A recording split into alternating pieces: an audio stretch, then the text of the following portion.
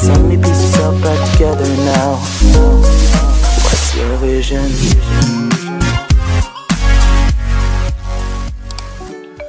Baik, assalamualaikum warahmatullahi wabarakatuh. Jumpa lagi dengan Pak Kobla Harumika di YouTube Kobla Harumika. Selamat pagi adik-adik. Gimana kabar kalian? Mudah-mudahan selalu sehat ya. Baik, di video kali ini Pak Kobla akan menjelaskan tentang pembahasan soal ujian sekolah bahasa Indonesia SMP MTS tentunya di tahun 2021.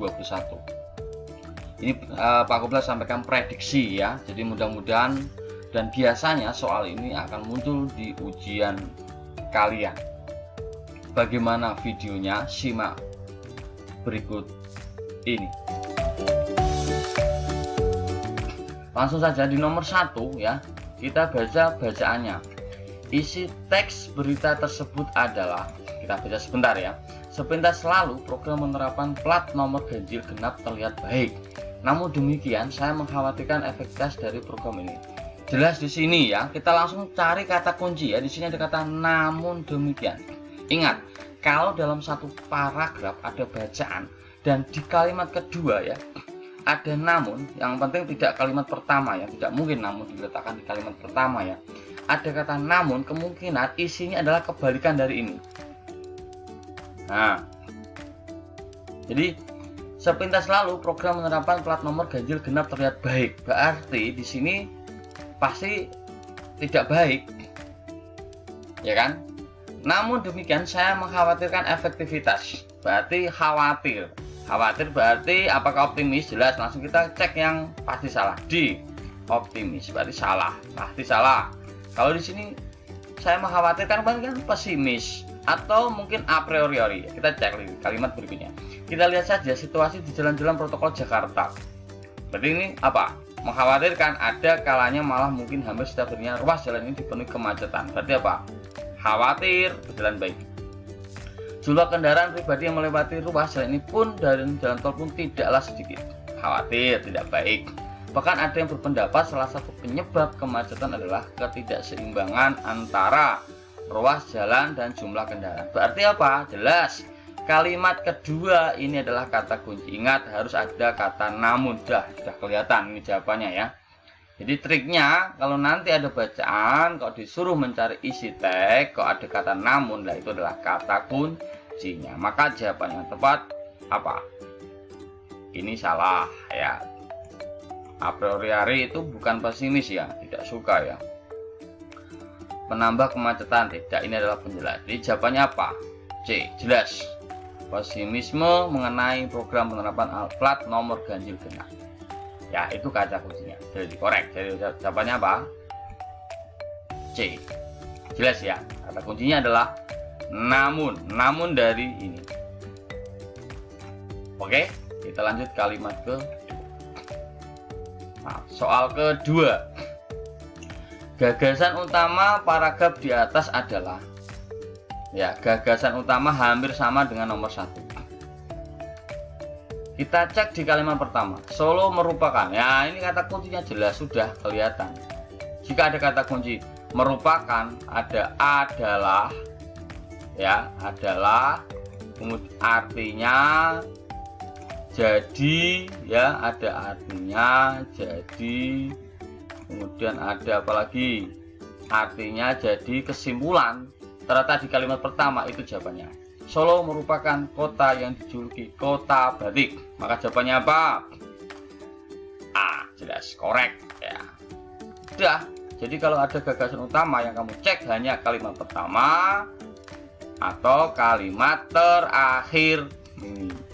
Ternyata ada kata kunci merupakan. Jelas ya. Jadi kalau ada kata kunci adalah, merupakan, jadi, artinya terletak di kalimat pertama atau terakhir itu yang kamu cari. Terletak di kalimat pertama di sini. Dan 99% terletak di kalimat pertama jika satu paragraf. Paham? Jadi jawabannya adalah A. B salah, C salah, D salah. Kita bahas di video ini cara cepat saja ya, biar enak. Kita lanjut. Soal nomor 3. Kalimat utama paragraf tersebut adalah, ya ini jelas hampir sama. Kalimat utama bisa terletak di awal atau akhir, rata-rata seperti itu. Maka jawabannya di sini. Angkutan umum di Jakarta saat ini masih kurang aman. Ya itu jawabannya. Oke, jelas jawabannya adalah A. B pasti salah, C pasti salah, D pasti salah. Maka jawabannya adalah A, terletak di kalimat pertama. Tepat ya? Lanjut soal nomor 4. Kata tidak baku pada paragraf di atas adalah, nah ini jelas kelihatan media massa ini harus double S. Ada massa, ada massa. Nah, ini taksi benar, oknum benar, terpublikasi benar. Jelas nomor 4 jawabannya adalah A. Jadi ini double S, M-A-S-S-A. Ini tidak baku. Oke ya, jelas ya, korek. Kita lanjut soal nomor 5. Persamaan isi berita tersebut adalah, ini kita harus mencari gagasannya dari kalimat pertama atau terakhir. Kalimat pertama atau kalimat terakhir, so simpel saja seperti itu ya. Jika nanti malam cuaca cerah dan tidak gerimis apalagi hujan, malam pergantian tahun atau tahun baru 2013 bakal ramai, semarak dan benar-benar gayeng. Ramai kalau tidak hujan, intinya itu. Teks 2. Kepolisian daerah Metro Jaya dan Pemda DKI Jakarta mengantisipasi kemungkinan kejadian yang mengancam keamanan dan keselamatan yang akan menikmati Jakarta Night Festival pada malam tahun baru. Ini apa? Mengatasi kemungkinan kejadian keamanan dan keselamatan. Ini kita cari apakah ada yang sama. Oh ternyata di teks 1 itu di kalimat terakhir. Salah satu perhatian utama pengamanan pada malam pergantian tahun ini adalah Car Free Night. Yang sama itu yang kita cari ya. Jadi teks 1 di kalimat terakhir, teks 2 di kalimat pertama. Tahun baru diamankan. Ini belum semarak toh. Ini kan jika ya, jika kan belum. Nggak sama. Ini iya, keamanan menjelang pergantian tahun baru. Personel keamanan, mana personelnya? Jumlahnya tidak ada. Ada Pak, ini 162, ini 2000. Nah, kesehatannya mana? Ya kan? Nggak sama ini, maka C salah. Jakarta Night Festival pada malam hari mana kondisinya? Tidak ada. Yang sama adalah keamanan menjelang pergantian tahun baru. Korek, jawabannya adalah B. Jadi soal nomor 5, yang sama di teks 1 membicarakan tentang keamanannya pergantian tahun baru. Teks 2 di kalimat pertama ada juga keamanan di pergantian tahun. Jadi yang kita cari adalah informasi yang teks 1 ada, teks 2 ada. Maka jawabannya B. Korek. Kita lanjut soal ke nomor 6.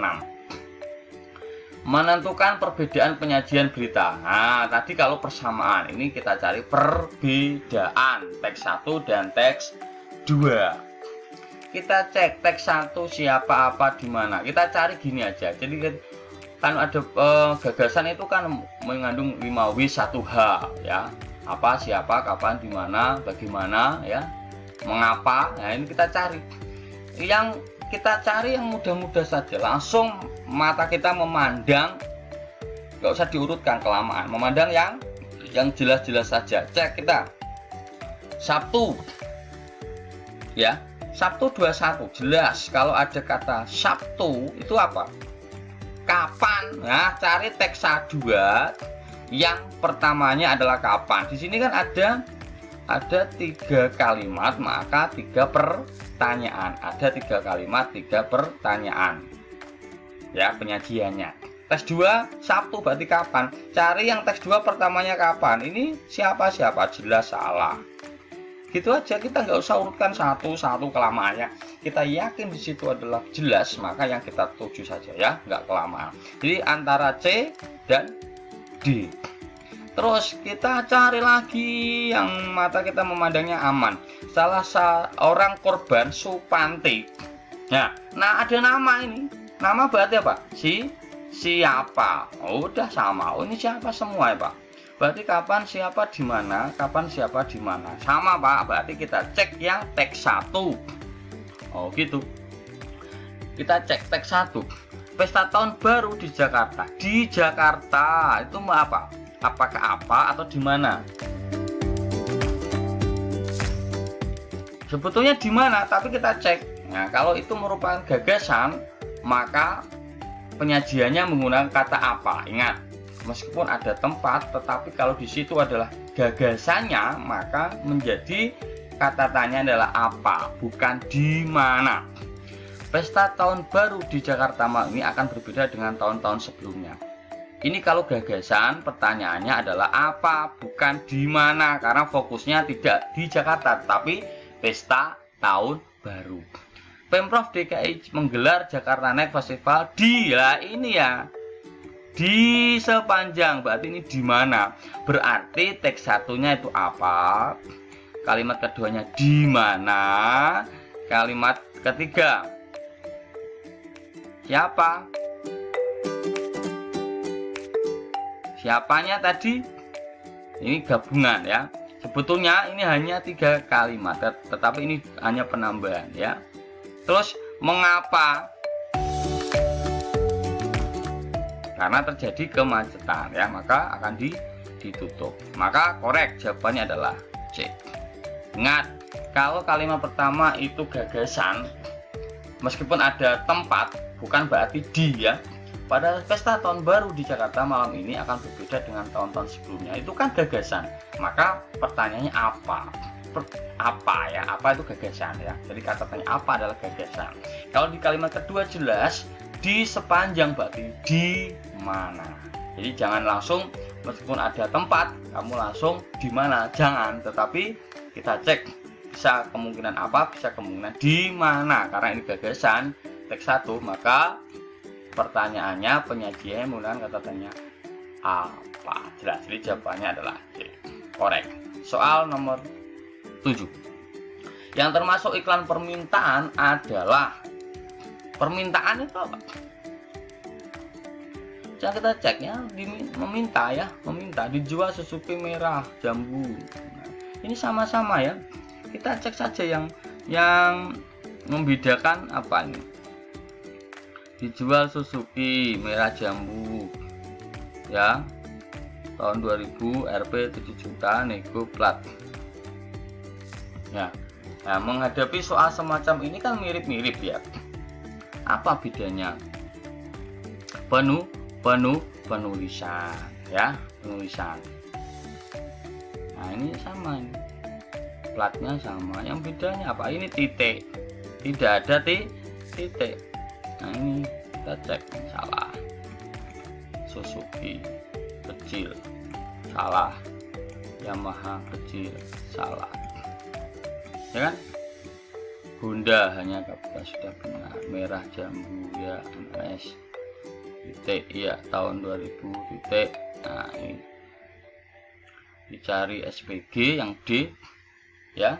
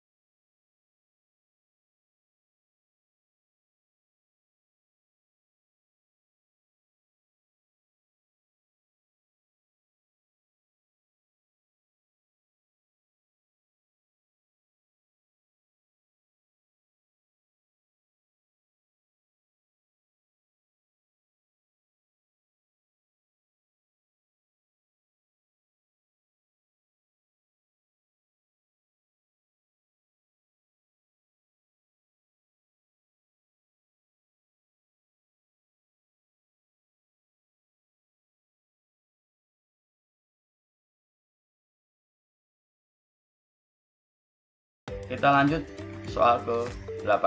Fakta iklan berdasarkan ilustrasi tersebut adalah fakta. Ingat, kalau fakta itu apa, siapa, kapan, di mana, berapa. Kalau bagaimana itu tidak fakta. Jelas ini. Ini fakta. Ya, menurut berarti apa? Opini, salah. C, kondisi masih standar, masih bagus. Opini. Nego, opini. Maka fakta adalah jelas, jawabannya adalah A. Korek. Fakta ya. Oke. Kita lanjut nomor 9. Rumah dijual. Nah, kalau rumah dijual ini berarti iklan ya, penawaran. Baik, ini di sini ada pertanyaan. Opini iklan berdasarkan ilustrasi tersebut adalah. Tadi di nomor 8 adalah fakta, sekarang opini. Opini itu dapat menjawab kata tanya bagaimana ya. Kalau fakta adalah apa, siapa, kapan, di mana, berapa. Kalau opini adalah bagaimana, berarti kata-kata sifat. Jelas di sini A, tipe rumah yang dijual 4890. Ya, ini adalah fakta. Terletak di perumahan kota. Ya, tempat di mana berarti fakta. Nomor telepon fakta. Kondisi standar dan masih bagus adalah opini. Ya, jelas. Jadi jawabannya adalah D, karena adalah kata sifat. Kata kuncinya ada standar, ada bagus. Ini adalah kata-kata sifat, dapat menjawab kata tanya bagaimana. Bagaimana kondisi rumah, standar dan masih bagus. Ini adalah opini. Ingat, pembeda dari opini adalah dapat menjawab kata tanya bagaimana. Sedangkan fakta dapat menjawab kata tanya apa, siapa, kapan, di mana, dan berapa. Korek. Kita lanjut soal nomor 10. Simpulan isi bacaan tersebut adalah. Menjawab simpulan hampir sama dengan gagasan utama, ide pokok, kalimat pertama. Mirip-mirip lah ya.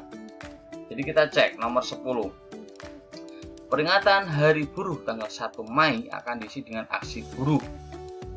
Salah satu isu yang akan diangkat adalah masalah tingginya ketimpangan jam sostek. Penyediaan jam sostek hingga saat ini masih jauh dari harapan.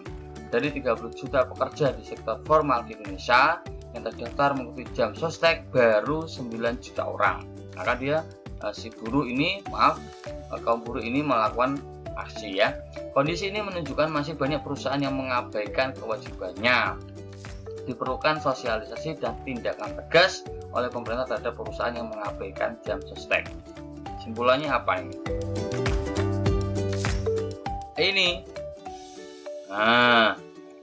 Diperlukan sosialisasi dan tindakan tegas. Mana itu? Ini pemerintah menindak tegas perusahaan yang mengabaikan jam sostek. Ya. Jadi jawabannya apa? Apakah A? Masih ragu-ragu ya kalian misalkan. B. Ketimpangan jam sostek menunjukkan ketidakpedulian perusahaan terhadap pekerjanya. Belum tentu ya. Salah. Masalah ketimpangan jam sostek harus secepatnya. Ini harus secepatnya kan opini. Salah. Jumlah peserta jam masih berjumlah 9 juta dari 30 juta pekerja. Simpulannya tidak. Simpulannya di akhir ini adalah diperlukan ini. Simpulannya itu biasa diletakkan di akhir. Maka jawabannya adalah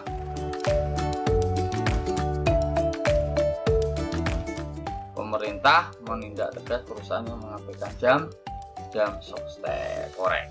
Oke, kita lanjut nomor 11. Berdasarkan grafik tersebut, pernyataan yang benar adalah. Nah, ini kita cek ada penurunan penerimaan siswa baru kecuali tahun 2012. Ini naik kok ya. Yang turun kan 2009, ini namanya menurun. 2009, 2010 menurun ya kan, 2011 menurun, tetapi di 2012 malah naik. Maka A salah. Perolehan siswa pada tahun 2009 adalah tertinggi. Jelas salah. Yang tertinggi adalah 2018. Salah. Penurunan penerimaan tiap tahun intervalnya sama. Salah, jelas. Kondisi naik kok. Nanti kalau ada penurunan salah. Pada tahun 2010 dan 2012, 2010 dan 2012 ya. Siswa baru jumlahnya sama nggak ini? Kita cek. Oh ya, sama. Maka jawabannya jelas. Korek. Baik, kita lanjut nomor berikutnya, nomor 12. Pernyataan yang sesuai dengan tabel tersebut adalah pengunjung wisata di Jakarta tiap tahun meningkat. Ini kita cek 189, 175, 186. Tiap tahun meningkat.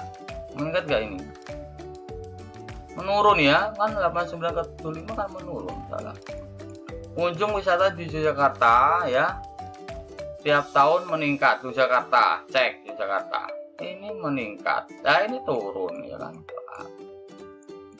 Pengunjung wisata di Bali tiap tahun meningkat. Bali, iya ini meningkat, ini meningkat. Meningkat enggak? Iya betul. Nah, jawabannya adalah C. Jelas sudah ketahuan C ya, C. Yang D pasti salah, nggak usah dilihat. Korek, jawabannya adalah C. Kita lanjut soal berikutnya. Nomor 13. Isi puisi tersebut adalah, ingat kalau dalam menjawab isi puisi atau intinya yang dibahas di situ, kita harus memparafrasekan atau mengartikan dari puisi itu.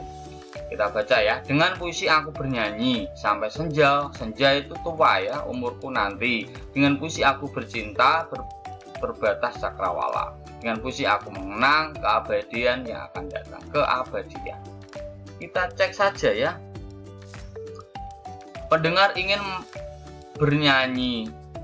Loh, ini kok pendengar ya? Salah jelas. Kata kuncinya ini bukan pendengar. Aku siapa? Penyair toh ya, jelas bukan pembaca. Nah ini alah jelas ya, sebenarnya jelas C, pasti C karena aku di sini si pembuat puisi. Siapa? Penyair. Korek, jawabannya C. Itu aja. Kalau ini sudah jelas salah. Kalau kita lanjutkan pasti benar. Penyair ingin bernyanyi sampai lanjut usia, betul. Juga ingin menyayangi sekitarnya dan ingin merenungkan kehidupan yang telah dilaluinya dan kehidupan yang akan datang. Betul, yang akan datang, ini yang akan datang. Jelas ada kata kunci aku di sini adalah penyair atau si pembuat puisi. Korek, jawabannya adalah C. Lanjut. Nomor 14. Citraan baris puisi aku tajuk berdiri terbangun. Ada citraan, ada citraan pendengaran, ya, ada perasaan, ada penglihatan, ada penciuman. Pendengaran ini seolah-olah mendengar, perasaan adalah merasa.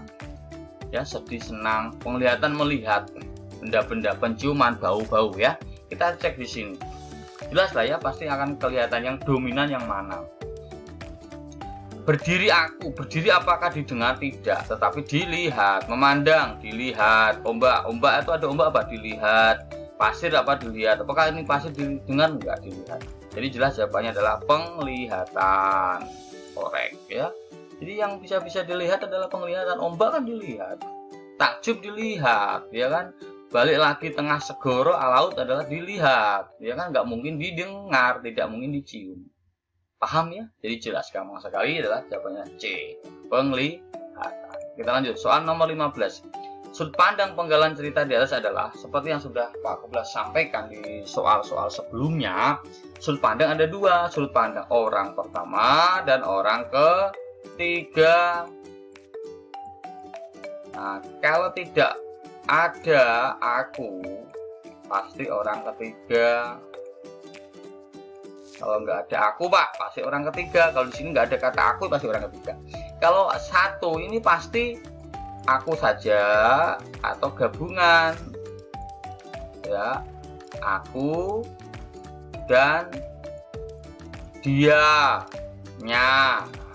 Orang pertama utama ya, yang ini orang pertama apa? Sampingan, jelas itu. Nah, kita cek saja kata ganti orangnya ya. Jadi nggak usah terlalu banyak dipahami kalau soal ini, harus kita cari kata kunci ya. Bus kota merupakan alat transportasi utama bagiku. Jelas ada aku, tidak mungkin orang ketiga. Kalau orang ketiga tidak mungkin ada kata aku. Maka kalau ku adalah orang pertama, kalau orang ketiga jelas salah. Maka C dan D pasti salah. Pasti ya, kita cek lagi. Sebab ya, hanya itulah kendaraan satu-satunya. Nya ini bukannya orang lah ya, kendaraan tadi loh ya. Belum tentu harusnya itu kata ganti orang, tapi nya di sini adalah bukan kata ganti orang. Kendaraan satu-satunya yang melewati sekolahku. Pagi itu seperti biasa aku. Kuku di sini sudah bukan hal yang asing lagi. Kalau masuk bus baju rapi, keluar bus jadi lecek. Kepalaku sudah biasa beradu dengan orang lain, entah kata jendela, besi pegangan, tas bawaan, atau kepala orang lain. Di sini ada aku saja jelas, tidak ada dia, maka jawabannya adalah orang pertama, pelaku utama. Korek. Jadi jawabannya B. Jadi gampang sekali ya, kita cek hanya kata ganti. Kalau tidak ada aku pasti orang ketiga. Ada aku pasti orang pertama. Aku saja orang pertama, pelaku utama. Aku dan dia dan nya kata ganti orang gabungan berarti orang pertama, pelaku sampingan. Kalau di sini tidak ada kata dia, hanya aku saja, maka jawabannya adalah orang pertama, pelaku utama. Korek. Jawabannya adalah B. Bandung. Lanjut. Nomor 16. Latar suasana cerpen tersebut. Latar suasana ya, suasananya ada suasana lingkungan dan suasana hati. Senang, sedih, suasana hati. Lingkungan senyap, sepi. Kita cek di sini ya. Bu Tuti memegang lengan Ogal sambil mengelus rambutnya. Jangan berkata begitu anakku, kami akan menjadi orang tuamu sampai kapanpun, sampai saya mandiri, desak Ogal. Sampai kapanpun aku tidak akan membatasi kamu, sebab pada akhirnya engkau adalah anakku juga. Sibuk tidak mungkin, bimbang mungkin ya, akrab tidak. Apakah sedih ini? Kalau ini kita rasakan ya, Bu Tuti memegang lengan ya Ogal sampai mengelus rambutnya. Jangan berkata begitu anakku, kami akan menjadi orang tamu sampai. Berarti ini sebetulnya kan ada drama ya pembicaraan ini. Jangan berkata begitu anakku. Berarti kan ini berarti sebelumnya ada kata-kata yang disampaikan oleh Ogal ya kepada si Bu Tuti. Nah, jadi jawabannya adalah kesedihan. Mungkin si Ogal itu bertanya, apakah Ogal ini anakmu, Bu? Ya mungkin sedih ya.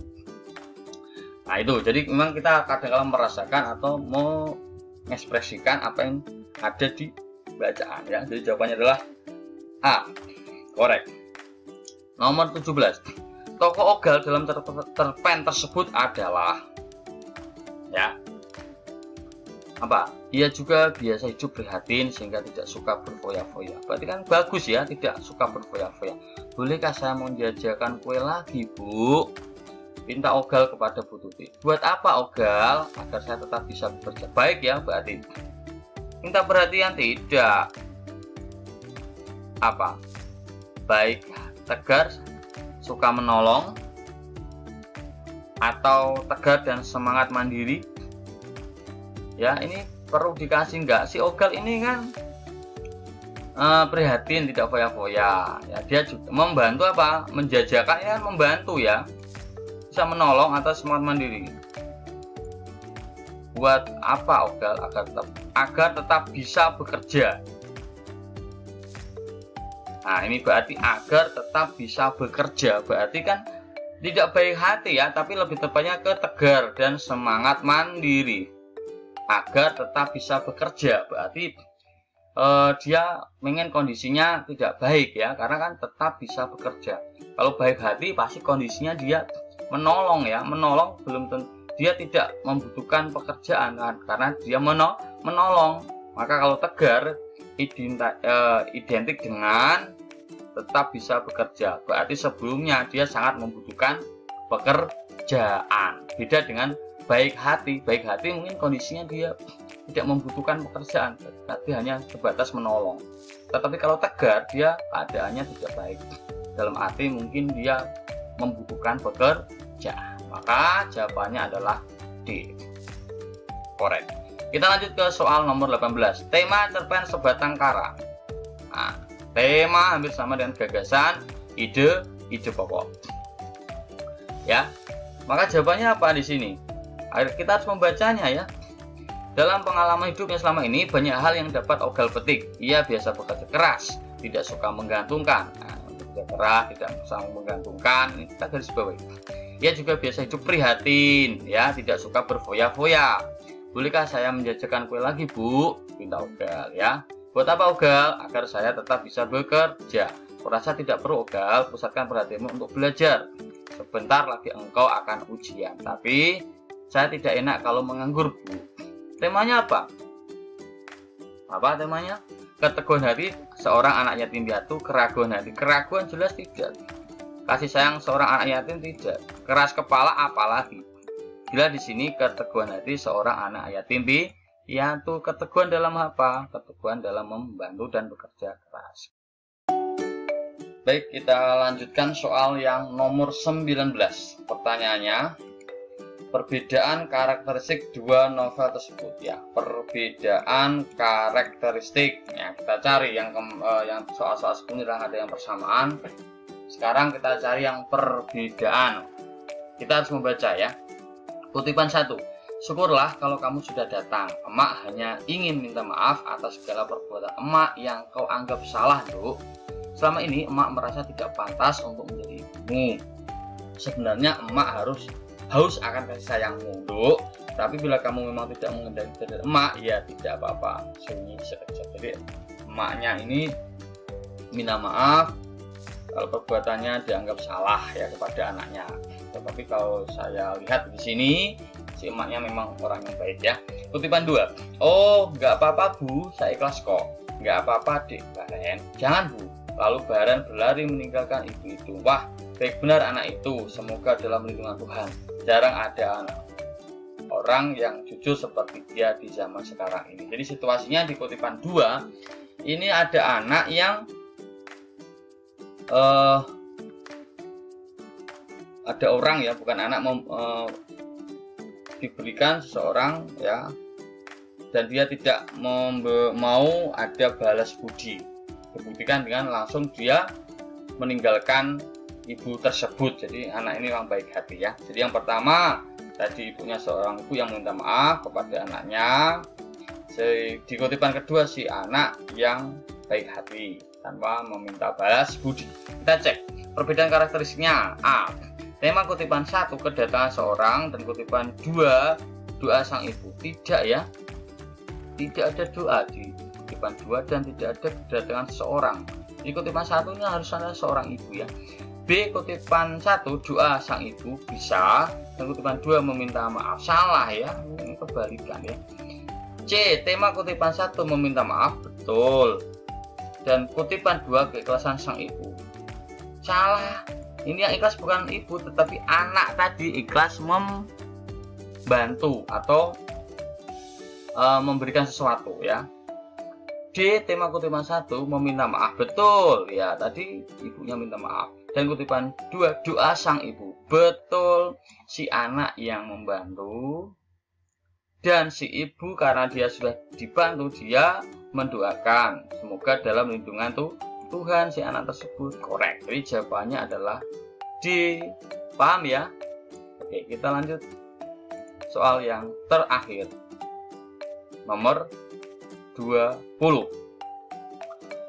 Tema penggalan drama tersebut adalah tema. Sekali lagi kita membahas dengan tema. Maka kalau menjawab tentang tema drama, maka kita triknya apa? Kita harus membaca. Setelah membaca, kita cari permasalahan yang diulang-ulang. Ini berlaku kalau mengerjakan soal yang stripper. Ingat, bahasa Indonesia itu belum tentu sama ya bacaannya, tetapi soalnya sama tapi bacaan pasti berbeda. Tidak mungkin nanti akan keluar Hamid Suminto tapi bacaannya berbeda. Yang kita pahami adalah cara mengerjakannya. Meskipun soal dibuat yang berbeda-beda, kita akan memahaminya.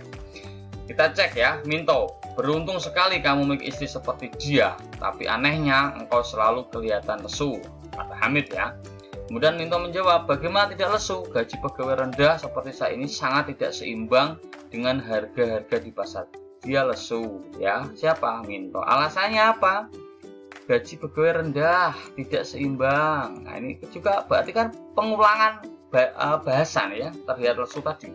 Gaji yang saya terima sekarang cuma bisa untuk hidup 10 hari saja.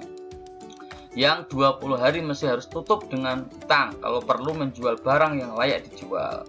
Kian lama utang itu bukan kian sedikit, Pak Hamid, tapi makin menggunung. Aku bekerja bukan hanya untuk aku dan istriku atau biaya sekolah seorang anakku, tapi semata-mata untuk mereka yang mengutangkan kepada saya otomatis. Berarti Suminto ini membahas tentang keluh kesah lesu tadi ya, tentang gaji yang kurang. Nah, masalah yang diulang-ulang adalah temanya itu. Hamid, aku sudah beberapa kali menganjurkan supaya berubah cara berpikirmu. Kamu harus melihat realitas ya.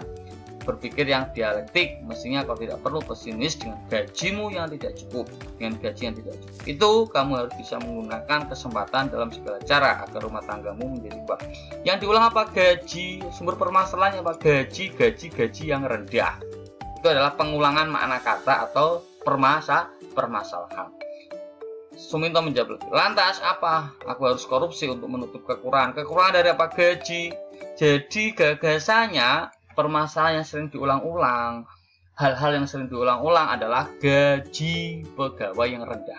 Kita cari yang berhubungan dengan gaji. Apakah benar ya?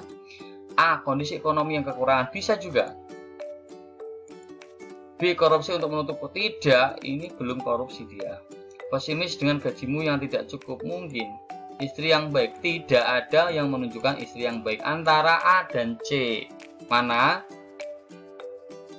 Kondisi ekonomi yang kekurangan. Kondisi ekonomi hubungannya dengan apa? Gaji. Jadi katanya tidak harus sama, tapi makna yang ditimbulkan sama. Ya, konteksnya sama. Maka jawabannya adalah A. Korek. Jadi kalau dalam menentukan tema dalam bacaan, dalam drama, kita harus membacanya dan mencari makna kata permasalahan yang sering diulang-ulang. Tidak sama kalimatnya, tapi dia mengacu ke situ yang sering diulang-ulang. Nah, nanti jawabannya pasti itu. Seperti A ini, kondisi ekonomi yang kekurangan. Korek, jadi jawabannya A.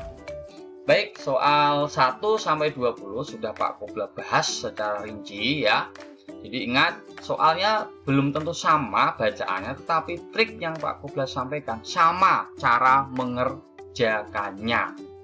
Ya, jadi ada fakta, ada opini, ada tema, ada gagasan, ya, ada persamaan, perbedaan, ya.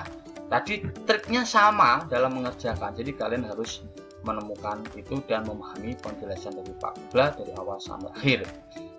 Jika ada yang kurang jelas bisa ditanyakan di kolom komentar. Pasti insya Allah Pak Kobla akan menjawab itu. Ya, dukung terus channel Pak Kobla di YouTube Kobla Harumika, dan nanti soal di part kedua akan Pak Kobla sampaikan sebentar lagi ya. Semangat dan semoga sukses, dan assalamualaikum warahmatullahi wabarakatuh.